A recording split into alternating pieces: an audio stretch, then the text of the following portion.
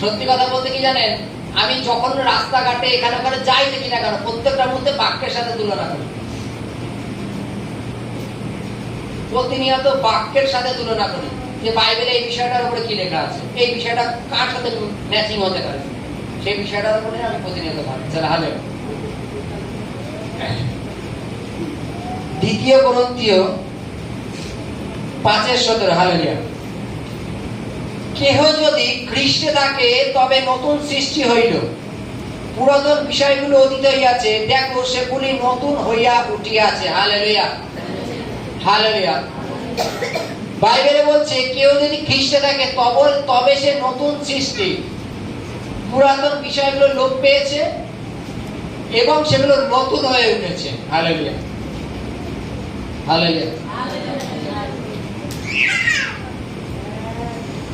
আমরা প্রত্যেক সপ্তাহে কারা কারা জামা প্যান্ট কিনি? হাত উঁচু করি। কেউ কেনেন না, তাই তো নাকি? কিন্তু জামা প্যান্ট পরিষ্কার কেন তাহলে? জামা প্যান্টটাকে ধুতে হয়, তাই তো নাকি? হয়তো সপ্তাহে একদিন সার্ফের মধ্যে সব ধুয়ে দিয়ে আবার পরের সপ্তাহ থেকে আবার নতুন করে জামা প্যান্ট পরা চালু করি আমরা, তাই তো নাকি? ধৌত করা। বাইবেল বলছে যে কেউ খ্রিস্টে থাকে সে নতুন সৃষ্টি, পুরাতন বিষয়গুলো তার শেষ হয়ে যায় এবং সেগুলো সকলে আবার নতুন হয়। Hallelujah hallelujah. সপ্তাহের প্রথম দিন যখন আবার ধোয়া জামা প্যান্ট পরো সেটা কিন্তু আবার নতুন, তাই তো? কেন তুমি ধৌত করেছো। বাইবেল বলছে যে কেউ খ্রিস্টে থাকে সে নতুন সৃষ্টি। হালেলুয়া। কেননা খ্রিস্ট আমাদের কি শিক্ষা দেন?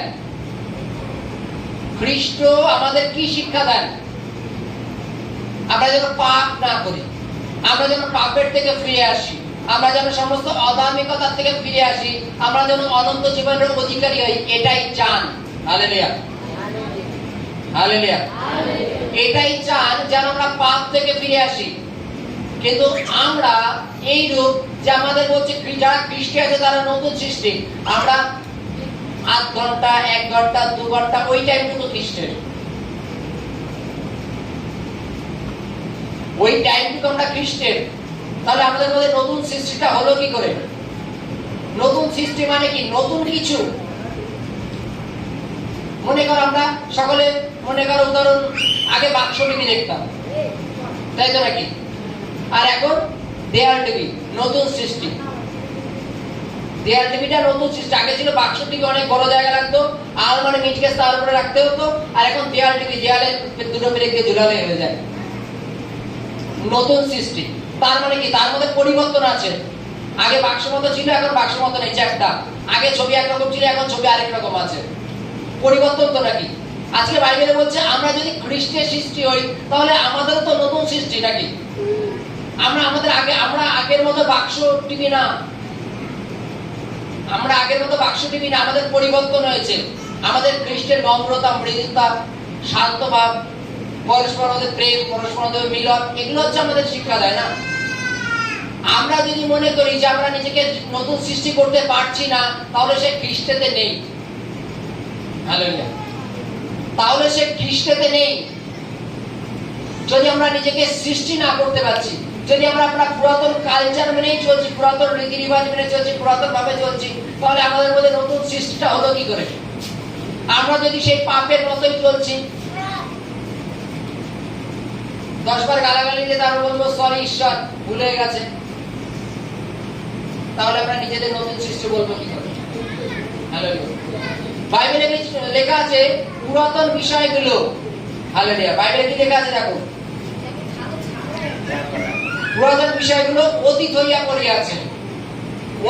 অতীত কথার অর্থ কি? পাস্ট কথার অর্থ কি? অনেক পেছনে পড়ে গেছে। এক কথা যাকে বলে ঈশ্বর বলছে সেই সব পাপ ভুলে যাও, ওগুলা স্মরণে আনা হবে না। আমরা হয়তো এক একজন এক এক রকম বয়সে এসে এক এক রকম সময় প্রভুকে জেনেছি। তার আগে জগতের রীতি রিবাজ মেনে চলতাম, অনেকে পাপের মধ্যে চলতাম, কিন্তু যখন আমরা প্রভুকে জেনেছি, বাইবেলে লেখা আছে পুরাতন বিষয়গুলো অতীত হয়ে গেছে, ডিলিট হয়ে গেছে, সেটা স্মরণে আনা যাবে না। কিন্তু এখন যেটা আছে সমস্ত কিছু নতুন যেন হয় তোমাদের। Hallelujah hallelujah.